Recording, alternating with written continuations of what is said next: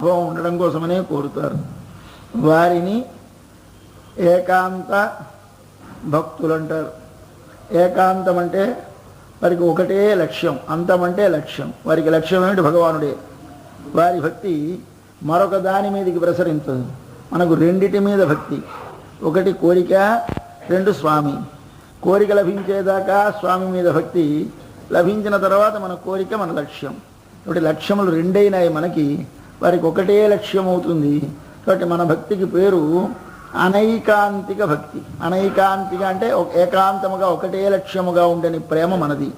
ఒకటే లక్ష్యముగా ఉన్న ప్రేమను ఏమంటారు? ఐకాంతిక భక్తి అంటారు. కాబట్టి ఐకాంతిక భక్తి ఉండాలి. అది కలిగిన వారు అవునో లేదో పరీక్షించాలి స్వామి.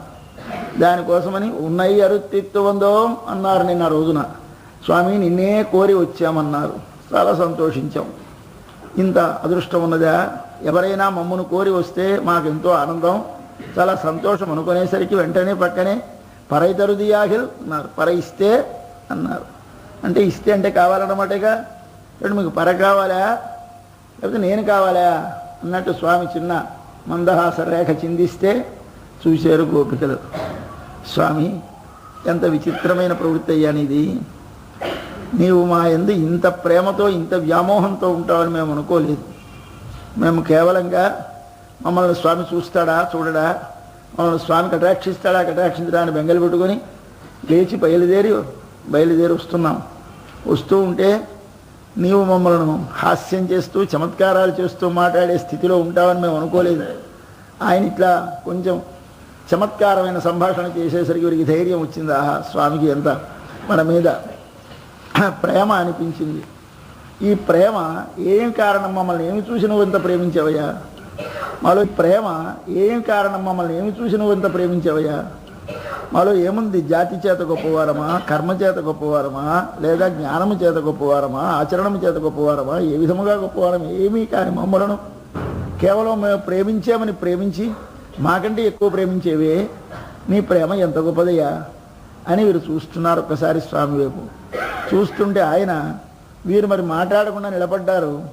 స్వామి ఏమంటాడో చూద్దామని స్వామి అలా వారినే చూస్తున్నాడు. ఆయన మాట్లాడాడు. ఆయన అలా ఒకసారి ముఖం చూస్తాడట, కళ్ళు చూస్తాడట, ఒకసారి వారి వక్షస్థలం వైపు చూస్తాడట, ఒకసారి వారి నడుము చూస్తాడట, మళ్ళీ అలా మీదకి కిందకి చూస్తూ ఉండిపోయాడు. దీనిని ఏమంటారు? మోహం అంటారు. దీని పేరే పిచ్చి ప్రేమ అంటారు. అంటే ఒక కారణముతో కలిగిన ప్రేమ కాదు. ఏమిటి? ఎందుకు ప్రేమిస్తున్నాడో తెలియకుండా ప్రేమ కలిగితే దాని పేరు మోహం అంటారు. మోహం అంటే ఒక పిల్లని ఒక పురుషుడు ప్రేమిస్తే ఆ పిల్లకి పెద్ద కులం లేదు, అందం లేదు, డబ్బు లేదు, ఏమీ లేదు, వీడు ప్రేమించేశాడు. ఎందుకు ప్రేమించావురా? ఏమిటో అంటాడు. అది పిచ్చి ప్రేమ అంటే మోహం. అట్లాంటి మోహపడుతున్నాడు స్వామి వీరిని చూసి. ఎందుకు వచ్చారని అంతే ఆయన సంతోషం. అబ్బా, ఇంత దూరం కష్టపడి నా దగ్గరికి వచ్చారే, ఏం కావాలి ఇంతకంటే? ఎంత ప్రేమ లేకపోతే నడిచి వస్తారు అనుకుంటున్నాడు ఆయన. రామచంద్ర ప్రభువు అరణ్యానికి వెళ్ళటానికి సీతాలక్ష్మణులతో కలిసి బయలుదేరాడు. గుహుడు అక్కడే గంగా తీరంలో ఒక పల్లెలో ఉన్నాడు. ఆ పల్లె దగ్గరికి ఇంకా దూరంగా ఉండగానే ఒక చెట్టు దగ్గర వారి రథాన్ని విప్పేసి ఆమె అక్కడ మకాన్ చేసి అక్కడ ఉండగా గుహుడికి తెలిసింది రామచంద్రుడు వస్తున్నాడని. రామచంద్రుడు అంటే గుహుడికి విశేషమైన ప్రేమ. ఆగలేక తిన్నగా తన పరివారంతో ఒక పెద్ద పళ్ళాలతో పళ్ళు, తీర్థం, పుష్పాలు అన్నీ పట్టుకు బయలుదేరాడు. స్వామికి అర్చన చేయాలని వస్తున్నాడు. ఎదురుగా చెప్పాడు సుమంతుడు, ఇదిగో మన గుహుడు వస్తున్నాడని. చూచాడు రాముడు, లేచాడు, ఎదురుగా వచ్చాడు. ఎవరు? గుహుడికి ఎదురుగా రాముడు వచ్చాడు. వచ్చి, గుహ ఎంత సంతోషమో, ఇంత కష్టపడి వచ్చేసావు పాపం మీ ఊరి నుంచి మా దాకా, ఎంత బాగా మాకు ఆరాధన చేశావు అన్నాడు. ఆయన ఆరాధన చేసేవేమిటి? ఇంకా చెయ్యలేదు ఆయన. ఆరాధన చేయడానికి పరికరాలు పట్టుకు వస్తున్నాడు. పళ్ళెంతో పట్టుకొస్తుంటే చేసావంటాడేమిటి అంటే అర్చితాశ్చైవ హృష్టాశ్చ, మాకు ఆరాధన చేశావు, మేము చాలా సంతృప్తి చెందామయ్యా అన్నట్ట. ఎవరు? రామచంద్రుడు. అదేమిటి స్వామి, నేను ఇంకా పండు తీయలేదు, కాయ తీయలేదు, నీళ్లు తీయలేదు, పాదం కడగలేదు, అర్చిత అంటావేమిటి, ఆరాధన చేసావంటావేమిటి అంటే చాలాదానైనా నీ పల్లె నుంచి పద్భ్యాం అభిగమాచ్చైవ, మీ ఊరి నుంచి అలా ఇక్కడ దాకా ఈ పాదాలతో నడిచి వచ్చావా ఎవడైనా అడవిలో తిరిగేటటువంటి వాడు ఈయనకి పాదాలతో నడిచి రాకపోతే విమానం మీద వెళతాడా, రథం మీద వెళతాడా, దేని మీద వెళ్ళాడు? ఎప్పుడూ నడకనే నడవడం అలవాటు ఆయనకి. ఆయన వస్తే ఈయన పొంగిపోతున్నాడు. పద్భ్యామభిగమాచ్చైవ, అంత దూరం నుంచి పాదాలతో నడిచి వచ్చావు, ఎంత కందిపోయినాయో నీ పాదాలు. స్నేహ సందర్శనేనచ, అక్కడి నుంచి నా వైపు ఇలా చూస్తూ ఉంటే నీ ముఖంలో నీ కళ్ళల్లో కనిపిస్తున్న ఆ ప్రేమ చూస్తే ఓహో ఏమి ప్రేమ, ఏమి ప్రేమ, ఇదిగో ఇది నాకు చాలయ్యా, దీనితో నన్ను ఆరాధించావు, నన్ను నీవు సంతృష్టిపరిచావు అన్నాడు. అని పూలు తీయలేదు, నీళ్లు పోయకుండా స్వామి ఆరాధించబడ్డానన్నట్టు స్వామి. ఇది స్వామి స్వభావం. మనని చూసుకొని భగవంతుడు ఒక్కమాడు చూసుకోవాలి. మనం ఎంత పరిమితమైనటువంటి సంకుచితమైన భావాలు కలవారమో, భగవానుడు ఎంత విశాలమైన భావములు గుణములు కలవాడో ఒక్కసారి చూడాలి. స్వామి ప్రేమకి మన ప్రేమకి ఎంత అంతరు ఉన్నదో. స్వామి దగ్గరికి మనం ఒక్కసారికి ఆయన వెళితే, స్వామి నీ కొండకు వస్తాం, ఏమిటి ఉద్ధరింపు నువ్వు కొండకు వస్తే? ఆయనకి ఏమీ లేదు. మనం పైగా పెద్ద ధనుకులం కాము, కొన్ని లక్షలు ఇస్తావా, ఖడ్గం చేయిస్తావా, ఏమిటి చేస్తావు? ఏమీ లేదు. ఏమిటి కూడా వెళతామట. వెళ్ళి వచ్చేస్తే ఆ స్వామి సంతోషం. వస్తానన్నాడు మావాడు, వచ్చాడు మావాడు, అబ్బా వచ్చాడు, రాను అక్కలేను, వస్తానంటే చాలు పొంగిపోతాడు, పొంగిపోయి నీ పని నెరవేర్చేస్తాడు. వస్తానన్నాడు మావాడు, అది అని సార్. ఏమి సుశీలుడు, ఎంత సులభుడు స్వామి. అటువంటి ఆ స్వామి యొక్క వ్యామోహం చూశారు. చూసి పొంగిపోయి ఒక్కసారికి ఆ పిల్లలు ఆయన వైపు చూస్తూ ఉండిపోయారు. ఉండిపోతే వారు ఏదైనా మళ్ళీ మాట్లాడితే బాగుండు, వారి చేత మాట్లాడించాలని స్వామికి ఉంది. ఉండి అడిగాడు, మరొక ప్రయోజనమును కోరని వారైతే వారిని నేను రక్షిస్తాను, మరొక ప్రయోజనము కోరేవారైతే వారి ప్రయోజనాన్ని అనుగ్రహిస్తాను. మీకు ప్రయోజనం కావాలా, నేను కావాలా? మీరు చూస్తే నేనే కావాలన్నారు, మళ్ళీ వెంటనే పర ఇస్తే ఇయ్యన్నారు. మీకు ఎవరికి ఎవడో స్పష్టంగా చెప్పండి అన్నారు. అంటే అప్పుడు ఈ పిల్లలు ఇవాళ తమకి కావలసినవి ఏమిటో లిస్టు రాసి ఇచ్చేస్తున్నారు. ఇదిగో ఇదిగో ఇది కావాలి మాకని ఒక 6 వస్తువులు లిస్ట్ ఇస్తారు ఇవాళ పిల్లలు. దీనిలో ఇది స్నానం ప్రారంభం. భగవంతుడి దగ్గరికి వెళ్ళడం కాదు, వాడితో మాట్లాడడం ప్రారంభించే ఇవాళ కనుక స్నానం ప్రారంభించేసినట్టే. నిన్న మనమే మాట్లాడుతున్నాము, ఇవాళ స్వామి దగ్గర కొన్ని అడుగుతున్నాం, ఇదిగో ఇవి ఇవి కావాలి, ఇవి కావాలి. ఇది స్నానం. స్నానం అంటే ఏమిటి? అవగాహన. అవగాహన అంటే ఏమిటి? మునుగుట. మునగడం అంటే ఏమిటి? మనము కనపడకుండా నీటి లోపలికి కుంగుట. లోపలకి కుంగిపోతే మన మించి నీరు పారిపోతే, పైన నీరే ఉంటే లోపల మనం ఉన్నామో లేవమో తెలియకపోతే మనం అవగాహన స్నానం చేశాము అంటారు. ఈ అవగాహన స్నానం చేసినట్టు ఒకసారి మునగాల స్వామి రూపాన్ని చూసి, ఆ స్వామి సౌశీల్యాన్ని చూసి, ఆ స్వామి వాత్సల్యాన్ని చూసి, ఓహో ఓహో స్వామి స్వామి, ఏమి నీ నేత్రములో ఆ ప్రేమ ఉడుకుతుందయ్యా, ఏమి నీ ముఖంలో ఎంత సులభుడుగా ఎంత సుశీలుడుగా కనిపిస్తున్నావయ్యా.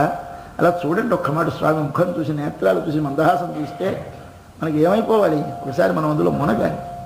ఇది కలిగింది. ఇది మన పెద్దలు ఒక అందమైన ప్రశ్న వేశారు.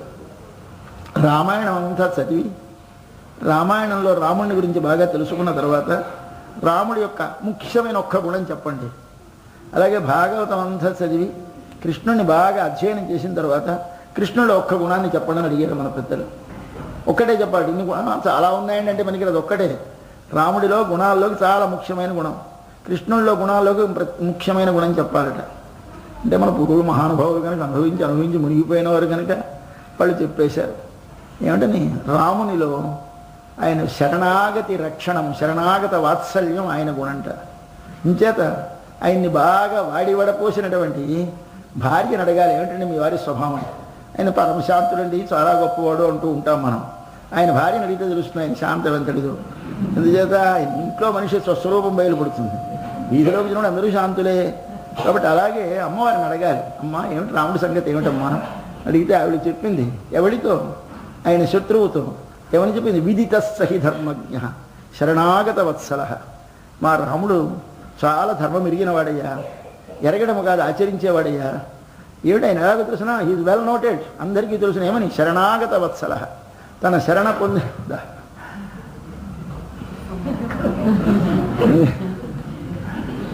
నీవే ఉపాయము అన్నవారి విషయంలో వాళ్ళలో ఏముంది దోషం అని చూడ్డు. దోషం ఉన్నా సరే, వాడు మాయకు వచ్చినా సరే, మర్మంతో వచ్చినా సరే, మోసము, వాడు నిజంగా ఏమైనా ప్రేమ ఉన్నవాడా, వీడు నిజంగా భక్తి ఉన్నదా, జ్ఞానం ఉన్నదా, జన్మజ, ఇవేమి చూడండి, అన్నీ మరిచిపోతాడు. వత్సలుడు అంటే దోషములనన్నిటినీ గుణములుగానే భావించి ప్రేమిస్తాడట. కాబట్టి రాముడి పేరేమిటి? శరణాగత వత్సలుడు. ఇది రాముడి యొక్క గొప్ప గుణం. ఇది మీకు రామాయణంలో అంతటా కనిపిస్తుంది. మొదటి నుంచి చివరి దాకా ఒక మాట రాముడిని చూస్తూ ఉంటే అందరికంటే గొప్పగా కనిపించేది విభీషణుడి విషయంలో.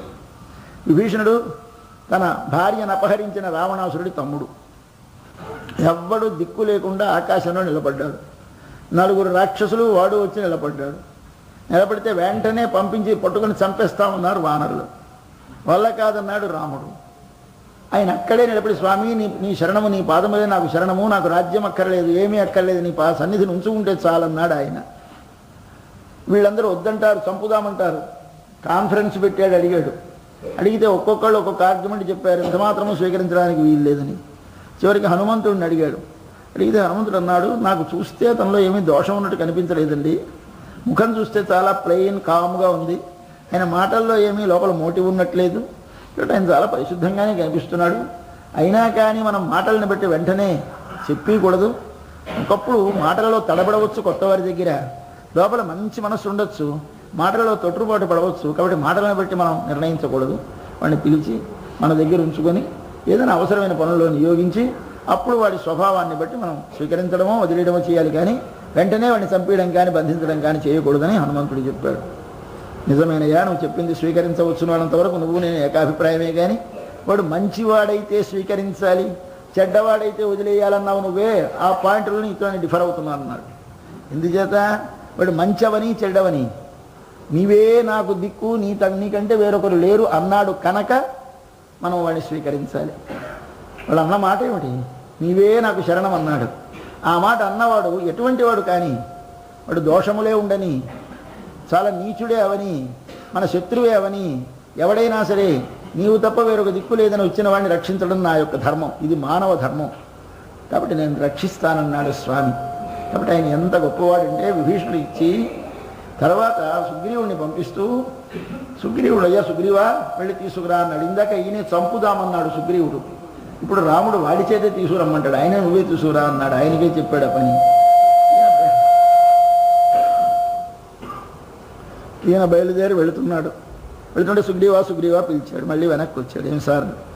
ఏమీ లేదు నాయనా. అక్కడికి వెళ్ళిన తర్వాత వాడు ఒకవేళ విభీషణుడు కాక రావణాసురుడే మారు వేషంతో అక్కడ వచ్చి నిలబడి విభీషణుడు అన్నాడు ఏమిటో, వాడు ఒకవేళ అక్కడికి వెళ్ళేసరికి రావణాసురుడు అవుతాడనుకో, గాభరాపడి వెనక్కి వచ్చేకు. అక్కడున్న ఎవడి నోట్లోంచి నీ వాడను నేను శరణాగతుడని అన్నాడో వాడిని తిన్నగా తీసుకొచ్చింది.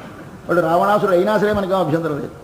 ఎవడి నోటితోటి నీ వాడను నేను అంటాడో వాడిని నేను స్వీకరిస్తాను తీసుకురమ్మన్నాడు. ఏం ఔదార్యం అండి స్వామిది. ఇది శరణాగత వత్సల. వత్సల అంటే దూడ ఒంటి మీదున్న మురికిని ఈనగనే తల్లి ఎలాగైతే తనకది తినదగినదా వాసన కంప అని చూడకుండా నాకుతుందో ఆవు, అలాగే తనను ఆశ్రయించిన వారిలో ఉన్న దోషాలను గుణములుగా చూస్తాడు స్వామి.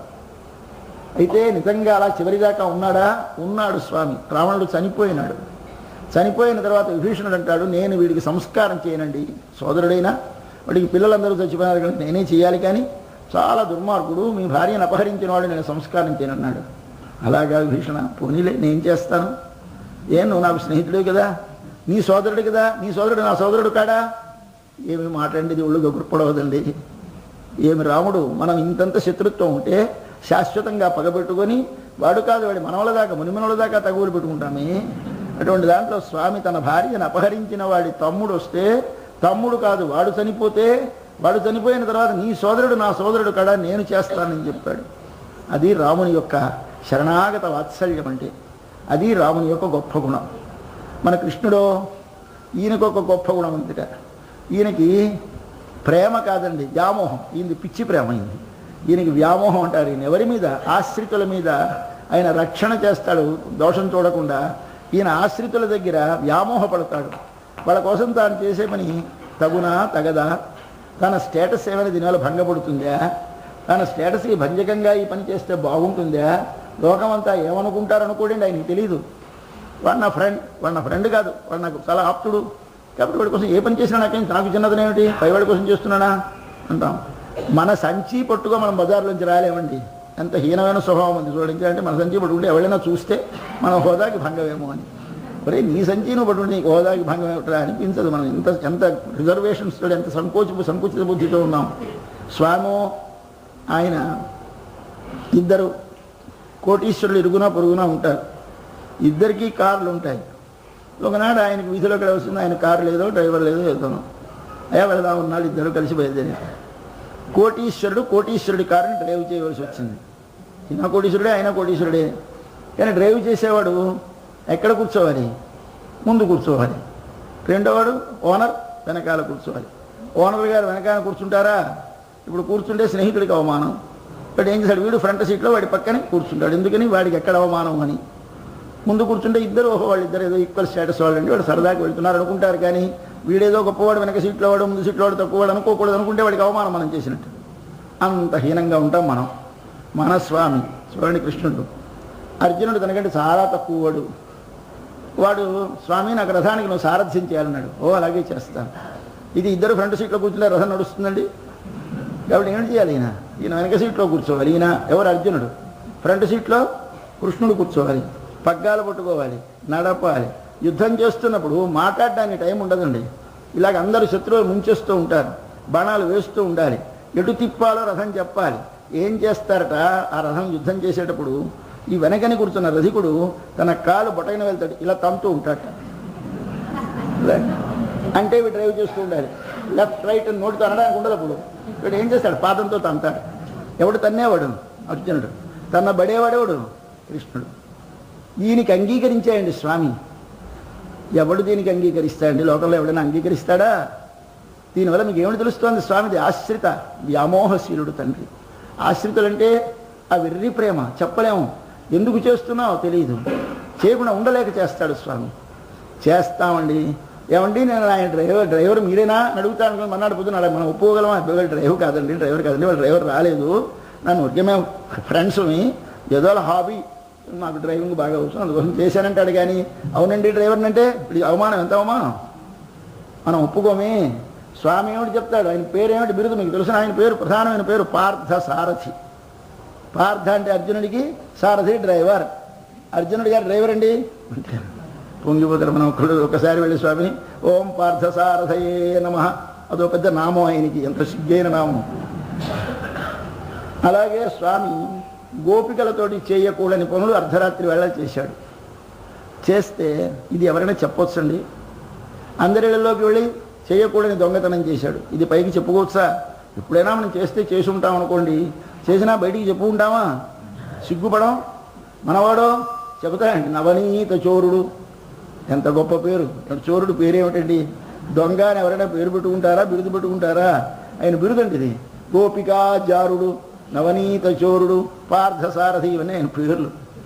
తండ్రి ఎంత వ్యామోహమయానికి ఆశ్రితులంటే, అంటే ఆశ్రిత వ్యామోహశీలుడు కృష్ణుడు. చేత ఆయన ఆశ్రిత వ్యామోహం ఇవాళ ఒక్కసారి పిల్లలకి చూసేసరికి ఆయన ముఖంలో, కళల్లో, ఆయన మందహాసంలో ఏమిటో తెలియని ప్రేమ అలా ఒలికిపోతోంది పిల్లల మీద. కష్టపడి వచ్చారు, ఎంత ప్రేమ లేకపోతే వీళ్ళు వస్తారని. ఇది భగవంతుడు మనల్ని ప్రేమించేది. మనము భగవంతుని ఇంత ప్రేమిస్తే ఆయన అంత ప్రేమిస్తాడు. ఆయన ప్రేమలో మన ప్రేమ ఒక సముద్రంలో గోష్పదమంతా, అంటే ఒక ఆవు దూడ అడుగు వేసినంత మేర ఉంటుంది.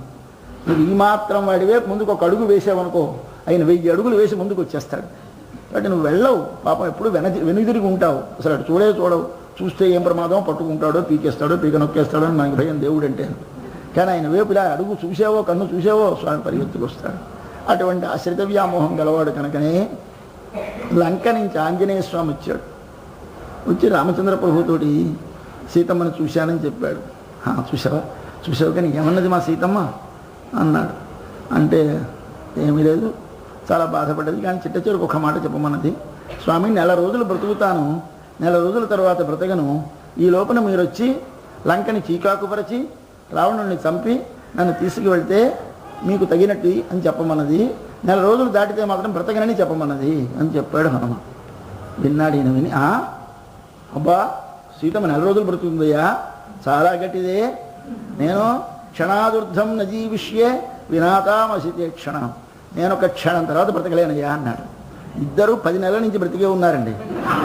ఇద్దరు ఒకళ్ళనొకళ్ళు వదిలి 10 నెలలు అయిపోయింది. ఇప్పటిదాకా వాళ్ళ సంగతి వాళ్ళకి తెలియదు. ఇవాళ ఆంజనేయ స్వామి చెప్తే ఈయన అంటాడు, ఆవిడేమో 1 నెల రోజులు అన్నదిట. 1 నెల రోజులంటే దాన్ని 30 రోజులా? 30 రోజులు ఒక రోజా, 24 గంటలా, 24 గంటల్లో 60 నిమిషాలా, 60 నిమిషాల్లో 60 సెకండ్లా, ఒక సెకండ్ నేను బతకగలను అంటాడు ఈయన. ఏమిటిది అంటే మనం ఎంత ప్రేమిస్తే